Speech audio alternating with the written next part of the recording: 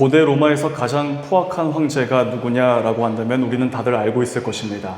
바로 네로 황제가 가장 포악한 황제입니다. 이 네로 황제가 즉위한 이후에 처음으로 사형 집행을 하고 나서 이런 이야기를 했다고 합니다. 저자는 차라리 글을 배우지 않았으면 더 좋았겠다 하면서 스스로 한탄하는 이야기를 했다라고 이야기합니다. 근대의 가장 포악한 정치가가 누구냐라고 한다면 우리는 주저하지 않고 아돌프 히틀러라고 이야기할 수 있습니다. 히틀러가 이런 이야기를 했다고 합니다. 나는 이제 그만 정치에서 포기하고 고향으로 돌아가서 한가하게 그림을 그리며 살겠다라고 이야기했다고 합니다. 참 어울리지 않는 이야기죠. 모든 사람에게는 숨어있는 본심이 있습니다. 그 숨어있는 본심에 뭐가 있냐면 바로 의라고 하는 것이 있습니다. 이 하나님의 형상인 의라는 속성을 이 땅을 살아가는 사람들이라면 누구나 다 가지고 있습니다. 그렇다면 의가 무엇일까요?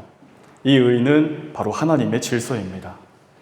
모든 사람은 현실적인 욕망과 함께 자신의 삶을 통해서 의를 이루기 위한 욕망 역시 함께 가지고 있습니다. 그런데 이 의에 대한 욕망을 이루기 위한 열망이 얼마나 강렬한가, 그리고 얼마나 지속되기를 원하고 실제 내 삶에서 정말 이 의를 이루기 위해 얼마나 노력하며 사는가가 사실은 문제입니다.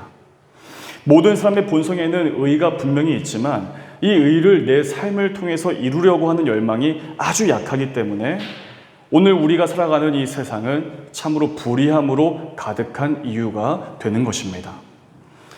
이 땅을 살아가는 모든 사람은 영원한 비참의 문제를 가지고 있습니다. 그냥 비참이라고 이야기하지 않고 영원한 비참이라고 하는 그 이유는 단 한 명도 이 문제에 있어서 자유로울 수가 없고 이 문제를 피해갈 수 없기 때문입니다. 바로 그 문제는 질병과 죽음입니다. 이 죽음의 원인에 대해서 성경은 우리에게 죄라고 분명하게 말씀해 줍니다. 로마서에서 이렇게 말씀합니다. 한 사람으로 말미암아 죄가 세상에 들어오고 죄로 말미암아 사망이 들어왔나니 이와 같이 모든 사람이 죄를 지었으므로 사망이 모든 사람에게 이르렀느니라. 그렇다면 죄란 무엇일까요? 죄는 하나님에 대한 불신입니다. 하나님께서 약속하신 말씀을 믿지 않는 것, 불신이라고 할 수 있습니다. 그리고 자기 자신이 자신의 삶에서 하나님처럼 되려고 하는 교만이라고 할 수가 있습니다. 이렇게 불신과 교만으로 가득할 때 이 의에 대한 열망은 아주 작아지게 되고 그 반대인 죄로 가득하게 된다는 사실을 성경이 분명히 우리에게 말씀해주고 있다는 사실입니다. 오늘 본문에서 주목하고 있는 한 여인이 있습니다. 이 여인은 자신의 삶에서 감당해내기 힘든 이런 한계성이 있었지만 의에 대한 열망으로 아주 가득했던 인물이라고 오늘 성경이 주목되고 있습니다. 이 여인은 12해 동안이나 자신의 몸에서 흐르는 이 만성적으로 흐르는 이 피가 흐르는 혈루증이라고 하는 질병을 갖고 있던 여인이었습니다.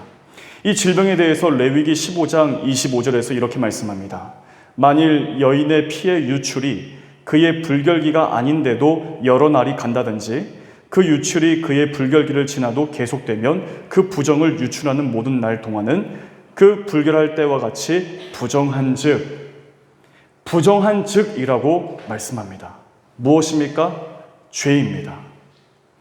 몸에서 만성적으로 멈추지 않고 흐르는 이 피로 인해서 이 여인은 12년 동안이나 부정한 사람, 즉 죄로 인해 더럽혀진 사람이라는 오명을 쓴 채로 사회와 마을 그리고 가족 공동체로부터 격리되어 살아왔던 여인이었습니다. 그런데 성경이 이 여인을 주목하는 이유는 사람들은 이 여인을 가리켜서 저 사람은 부정하고 더럽다, 죄다라고 이야기했지만 누구보다 이 여인은 의에 대한 강렬한 열망이 있었던 사람이기 때문에 성경은 이 여인을 통해서 우리에게 말씀하시기를 원하셔서 이 여인을 주목하고 있다는 사실을 우리가 발견할 수 있게 되는 것입니다. 오늘 본문이 주목하는 이 여인을 통해 과연 우리의 삶이 어떠해야 하는지, 정말 과연 이 여인이 어떤 방법으로 정말 어떻게 자신의 이 삶의 문제에서 치유될 수 있었는지, 그렇다면 우리의 삶에서도 풀리지 않는 문제들이 과연 어떻게 어떤 방법으로 해결될 수 있는 것인지를 우리가 함께 말씀을 통해 나눌 수 있기를 원합니다. 먼저 첫 번째입니다. 이 여인은 주님을 구하고 찾는 사람이었습니다. 오늘 본문 25절과 26절 말씀을 같이 한번 읽어보겠습니다. 시작. 12해를 혈루증으로 알아온 한 여자가 있어 많은 의사에게 많은 괴로움을 받았고 가진 것도 다 허비하였으되 아무 효험이 없고 도리어 더 중하였던 자에. 예수님께서는 지금 가버나움 지역에서 사역을 감당하고 계셨습니다. 오늘 본문 바로 앞의 내용을 보게 되면 거라사인 지방이라고 하는 그 이방 땅에 가서 귀신 들린 사람을 고치셨고 다시 배를 타고 건너와서 지금 현재 가버나움에 도착하셨습니다. 가버나움에 오시자마자 이때 이 야이로라고 하는 이 회당장이 예수님을 찾아와서 자신의 딸이 죽게 되었으니 자신의 딸을 구원하여 살려달라고 간청을 하였습니다. 그래서 예수님과 제자들이 이 야이로의 딸을 살리시기 위해서 이동하는 길이었습니다. 그 길에는 수많은 무리가 함께 했습니다. 그리고 그 무리 속에는 12해를 혈루증으로 알아온 이 한 여인도 함께 있었다라는 사실을 성경이 증거해주고 있습니다. 25절과 26절에서 이 여인의 상태에 대해서 쭉 나열해서 말씀해 줍니다. 12해 동안 혈루증을 앓았다. 자신의 문제를 해결하기 위해서 수많은 의사를 찾았다. 그러나 더 많은 괴로움을 얻었다. 그리고 가지고 있던 것도 다 허비하였다. 아무런 효험이 없고 오히려 더 중하게 되었다라고 25절과 26절에서 말씀해 줍니다. 지금 이 여인의 상태는 우리가 보통 세상에서 이야기하는 이 행복의 조건과는 너무나 거리가 먼 사람이었습니다. 자신의 몸에서 정말 흐르는 그 피를 멈추기 위해 그 문제를 해결하기 위해서 많은 의사들을 찾아갔지만 오히려 그 증상이 더욱 악화되었다라고 이야기합니다. 그렇게 부정한 자, 이 죄로 더럽혀진 자가 되어서 아주 오랫동안 공동체와 단절된 채 격리되어 살아온 참으로 안타깝고 불쌍한 여인이었습니다. 사람들은 행복의 조건을 이야기할 때 많은 부를 가지거나 권력이 있거나 또는 좋은 외모를 가지고 있고 또 주변에 좋은 사람들이 있고 무엇보다 건강함을 행복의 아주 중요한 조건이라고 이야기합니다. 그런데 이 여인은 이 행복의 조건과는 전혀 반대의 조건들만 가지고 있었습니다. 당시 여성들은 인구 계수를 하는데 포함되지 못했습니다. 이 여성이기 때문에 사람으로서의 어떤 존엄성을 존중받지 못했던 것입니다.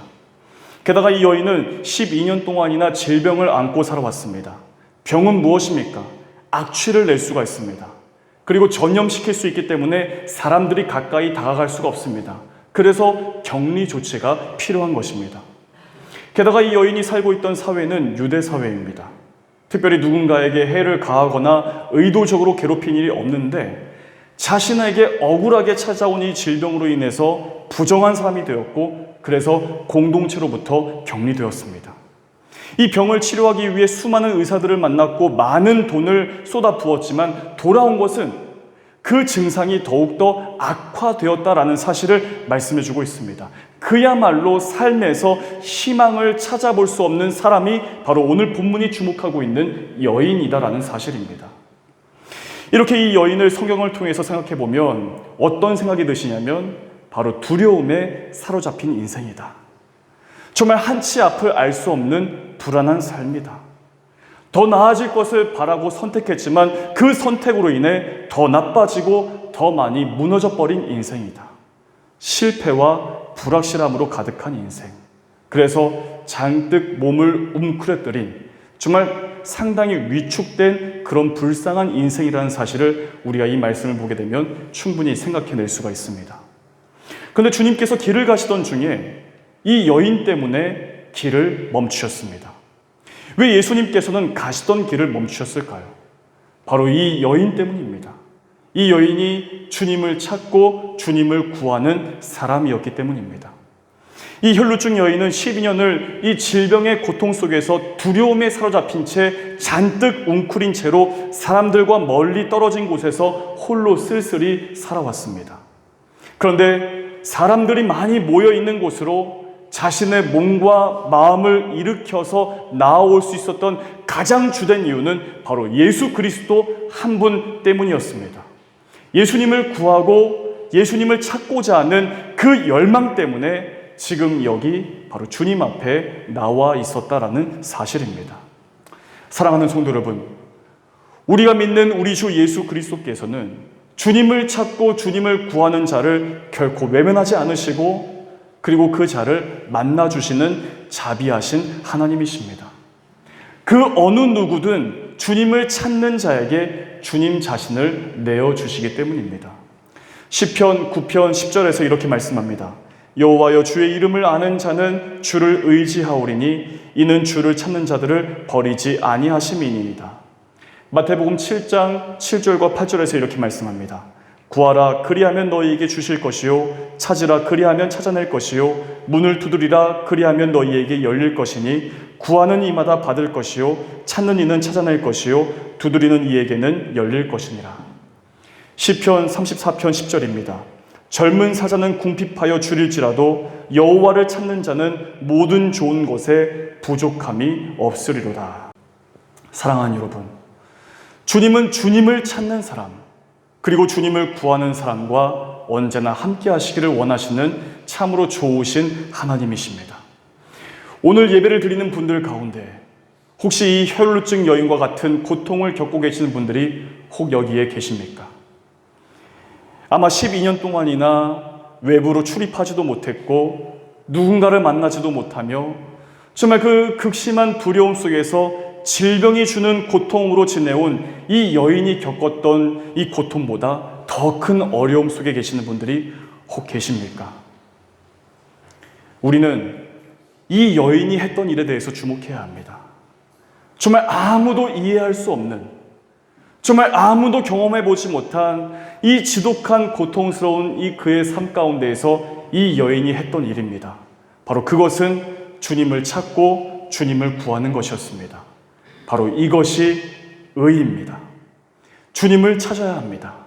주님을 구해야 합니다. 우리 주님은 결코 주님을 찾고 구하는 자에게 외면하지 않고 그냥 지나치지 않으십니다. 만나주시고 회복의 은혜로 함께 하시는 자비하신 우리 주님이십니다. 오늘 이곳 발리한인교회에서 주님을 예배할 때 이 혈루증 여인과 같이 정말 주님을 향한 그 의로움으로 가득한 열망으로 하나님을 예배할 때 바로 우리 주님의 만나주심의 은혜가 예배하는 우리 모두에게 허락되기를 주님의 이름으로 간절히 축복합니다. 두 번째로 주님은 이 여인의 믿음을 보셨습니다. 오늘 본문 34절 말씀을 같이 한번 읽어보겠습니다. 시작. 예수께서 이르시되 딸아 내 믿음이 너를 구원하였으니 평안히 가라 내 병에서 놓여 건강할지어다. 아멘. 12년 동안 혈루증으로 고통하던 이 여인에게 예수님께서 지금 가버나움에 계시다라고 하는 그 소식이 들려왔을 때 이 여인의 마음 가운데에는 이런 믿음이 생겨났습니다. 28절 말씀입니다. 이는 내가 그의 옷에만 손을 대어도 구원을 받으리라 생각함일러라.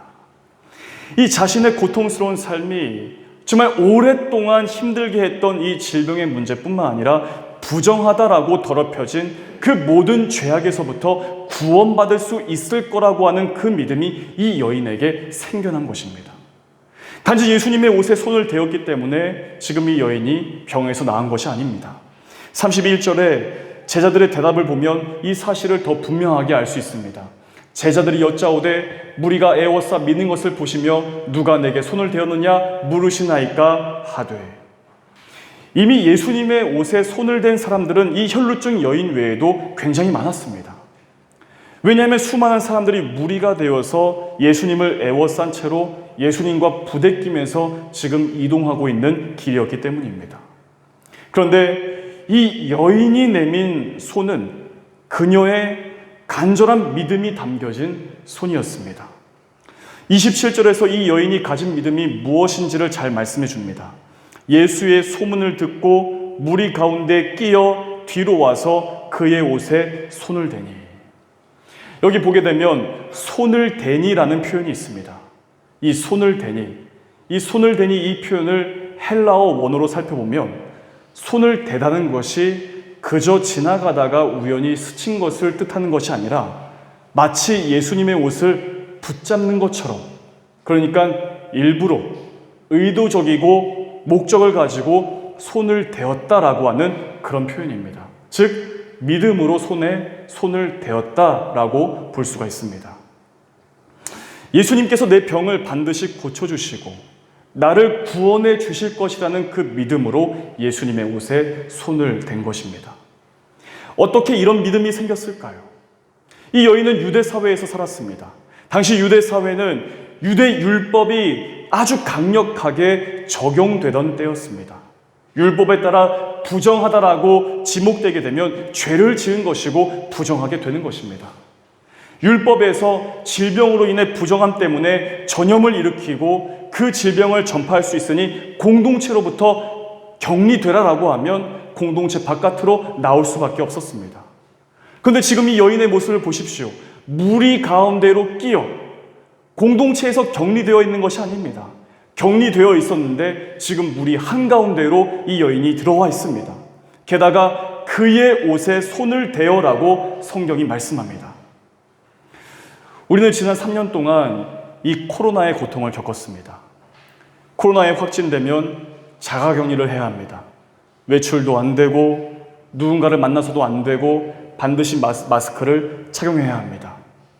또 확진되지 않았어도 교회나 식당이나 어느 장소에 출입하려면 반드시 손 세정제로 손을 깨끗하게 소독해야만 했습니다. 제가 코로나 기간 중에 가장 마음이 어려웠던 부분은 사랑하는 우리 교우들과 악수를 하지를 못하는 거예요. 혹여나 그런 접촉을 통해서 서로에게 이 코로나 바이러스가 옮겨갈까 봐, 그래서 교회에서도 서로에게 접촉하지 말 것을 강력한 지침으로 두었던 지난 3년이었습니다. 지금 이 여인이 바로 그런 상태입니다. 병든 사람입니다. 12년 동안이나 그 병에서 낫지를 못하고 있습니다. 혹여나 이 질병이 다른 사람을 감염시킬 수도 있습니다. 그보다 부정한 내가 또 다른 누군가를 부정하도록 이 부정함의 확진을 끼칠 수 있다는 것을 이 여인이 모르지는 않았을 것입니다. 그런데 사람이 많이 모여있는 이곳에 그 무리들 틈 속에 몸과 몸 사이에 끼이기도 하고 심지어는 다른 사람의 몸에 손을 대는 어쩌면 참으로 무모하고 무책임한 모습을 우리가 보게 되는 것입니다. 어떻게 이런 일을 할 수 있었을까요? 바로 믿음입니다. 그 믿음은 27절에서 말씀하는 것처럼 예수의 소문을 듣고입니다. 이 예수님에 대한 이야기를 그가 들었을 때 그의 마음 가운데에서 믿음이 생겨났다는 사실을 오늘 본문이 증거하는 것입니다. 로마서 10장 17절에서 이렇게 말씀합니다. 그러므로 믿음은 들음에서 생기고 들음은 그리스도를 전하는 말씀에서 비롯됩니다. 믿음은 그리스도를 전하는 말씀에서 비롯된다라고 이야기합니다. 예수 그리스도에 대한 이 소문을 들었을 때 이 여인에게는 자신이 예수님을 만날 수만 있다면, 그래서 혹 예수님의 옷에 손을 대기만 해도 내가 지금 겪고 있는 이 고통스러운 삶에서 구원받을 수 있으리라라고 하는 그 믿음이 이 여인 가운데 생겨났다라고 하는 사실입니다. 그래서 이 여인이 가진 믿음은 지금 이 여인의 잔뜩 웅크려진 몸을 일으키도록 했고, 그리고 수많은 군중이 모여있는 그 무리를 향해서 뛰어들도록 했고, 심지어는 예수님의 몸에 부정한 자신의 손을 대도록 했던 것입니다. 무엇입니까? 용기입니다. 여러분, 용기란 무엇입니까? 우리가 흔히 용기라고 할 때 보통 어떤 이미지를 갖고 계십니까? 씩씩한 모습, 겁내지 않는 행동, 한마디도 지지 않고 따박따박 말 듣고 하는 것, 내 주장을 펼치는 모습, 바로 이런 모습을 가지고 우리는 용기 있다라고 이야기합니다. 그런데 성경에서 말씀하는 용기란 믿음의 대상이신 우리 주님께 우리 자신을 전적으로 맡겨드리는 것을 가리키는 것입니다. 나는 너의 하나님이 되고 너는 나의 백성이다라고 말씀하시는 그 주님께 내 인생 모두를 맡겨드리는 것, 바로 이것이 성경에서 말씀하는 용기입니다. 이 여인은 부정한 사람이었습니다. 앞서 말씀드린 것처럼 레위기 15장 19절부터 32절까지 말씀 보게 되면 오늘 본문에 이 여인이 앓고 있었던 질병에 대해서 기록해주고 있습니다. 몸에서 하혈을 할 경우 그것이 오래되어서 질병으로 확진된다면 부정하다라고 여겨졌습니다. 그래서 그 여인이 누워있는 침상, 이 여인의 손이 닿는 그리고 만지는 모든 것들, 물건이든 사람이든 모든 것이 다 부정해졌습니다. 존재 자체가 민폐입니다. 사람들을 만나면 안 되었습니다. 그런데 사람들이 많은 곳으로 주저없이 이 여인이 나아갑니다. 그렇게 더럽다, 부정하다, 죄된 모습이다라고 지탄받고 격리되었던 이 여인이 거룩하시고 아무런 죄 없으신 예수님께 손을 대는 것, 어떻게 감히 이런 일을 행할 수 있었을까요? 바로 용기입니다. 부정한 자신에게 예수님에 대한 소문, 이 예수님에 대한 소식과 예수님께서 행하신 일들, 즉 복음이 들려왔을 때 이 여인은 더 이상 주저할 수가 없었습니다. 부정한 자신을 의롭고 거룩하신 주님 앞에 자신을 내던지듯이 전적으로 의탁드릴 수밖에 없었던 것입니다. 성경은 바로 이 모습을 가리켜서 용기라고 분명하게 말씀합니다. 그렇게 부정한 자의 손이 예수님의 몸에 닿게 되자 29절에서 이렇게 말씀합니다. 이에 그의 혈루 근원이 곧 마름에 병이 나은 줄을 몸에 깨달으니라. 죄와 부정한 그 모든 것이 예수님의 몸에 손을 대었을 때 그 모든 더러움이 바로 예수님께로 전가된 것입니다. 사랑하는 성도 여러분, 이처럼 신앙생활, 믿음 생활을 한다는 것에는 반드시 용기가 따라야 하는 것입니다. 그 용기란 내 자신 모든 것을 나의 주님이시오 나의 구원의 주님이신 예수님께로 전폭적으로 의탁드리는 것을 말하는 것입니다. 우리 주님은 마태복음 11장 28절을 통해 수고하고 무거운 짐진 자들아 다 내게로 오라 내가 너희를 쉬게 하리라 라고 우리를 부르셨습니다. 왜 우리 인생은 수고롭고 무거운 짐을 진 것 같은 그 고통스러움이 우리의 삶에 있는 것일까요? 죄 때문입니다. 죄가 주는 무거움 그리고 수고로움, 그 고통스러움이 이 땅을 살아가는 모든 사람들에게 있다라는 사실입니다. 그런데 우리 주님은 그런 죄인을 부르십니다. 부르실 뿐만 아니라 그런 죄인을 만나시면서 내가 너희를 쉬게 하리라라고 주님께서 말씀하십니다.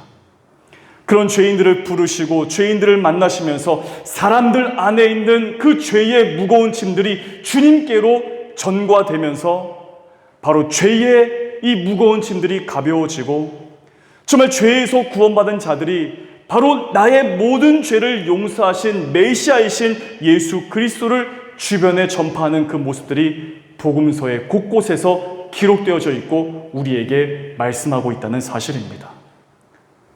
그런데 우리 주님 역시 마찬가지셨습니다. 우리의 모든 죄를 짊어지시고 우리 주님은 십자가를 향해 주님 자신을 내던지셨습니다.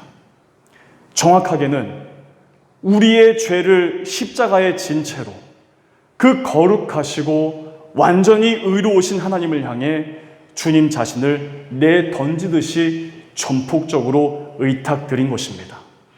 그렇게 십자가에서 흘리신 피로 이 죄와 부정한 모든 것들을 깨끗하게 하시고 정말 영원한 구원을 허락하시면서 주님께서는 부활의 영광을 받으셨습니다. 사랑하는 여러분, 바로 믿음입니다. 믿음은 주님의 말씀을 들음에서부터 비롯되는 것입니다. 눈을 뜨십시오. 귀를 여십시오. 마음을 여십시오. 주님의 말씀을 들어야 합니다. 주님의 말씀을 마음으로 들을 수 있어야 합니다. 성경을 읽어야 합니다. 구약과 신약은 이 모든 말씀은 바로 예수 그리스도께 초점이 맞추어져 있습니다. 성경을 읽고 그 말씀을 묵상할수록 우리의 믿음은 더욱더 자라나게 되는 것입니다. 그저 일주일에 한 번 설교되는 이 설교 말씀 들어가지고는 믿음이 안 자랍니다. 그릇된 의만 커지는 겁니다. 성경을 읽어야 합니다. 말씀을 묵상해야 합니다. 그러면서 내 마음 가운데로 내 영혼 깊은 곳으로 들려오는 하나님의 음성을 들을 때 비로소 우리의 믿음이 건강하게 자라갈 수 있게 된다는 사실입니다.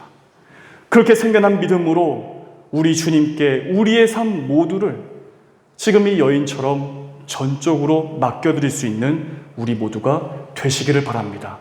그것을 가리켜서 용기라고 이야기하는 것입니다.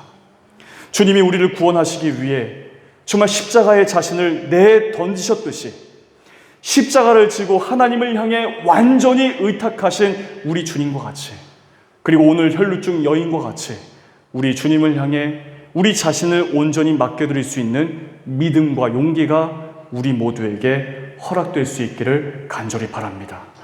바로 그때 우리의 삶을 사로잡고 있는 두려움과 불확실성, 실패와 희망 없음, 좌절과 절망, 이런 모든 질병에서 노임을 받아 건강한 삶이 될 줄로 믿습니다. 이번 한 주간 살아가실 때 오늘 주신 말씀을 기억하면서 정말 주님을 찾고 그 주님께 내 모든 것들을 맡겨드리면서 주님과 동행하는 복된 삶이 되시기를 우리 주 예수 그리스도 이름으로 간절히 축복합니다.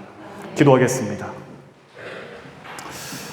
오랜 질병으로 고통 가운데 두려움에 사로잡힌 채 홀로 외로이 살아온 이 여인이 주님의 소문을 듣고 주님이 계신 곳으로 믿음과 용기를 가지고 나아간 것처럼 우리의 신앙생활에서도 같은 믿음과 같은 용기를 주시기를 간절히 원합니다. 우리의 삶을 붙들고 있는 문제들, 우리의 삶을 뒤덮고 있는 두려움과 불안의 모든 문제가 우리 주 예수 그리스도를 통해 해결될 수 있음을 믿으면서 언제나 주님과 동행하며 승리의 삶을 살아갈 수 있도록 인도하여 주시옵소서. 예수 그리스도 이름으로 기도하옵나이다. 아멘. 우리 다 함께 일어나셔서 결단 찬양 아무것도 두려워 말라 함께 찬양하시겠습니다.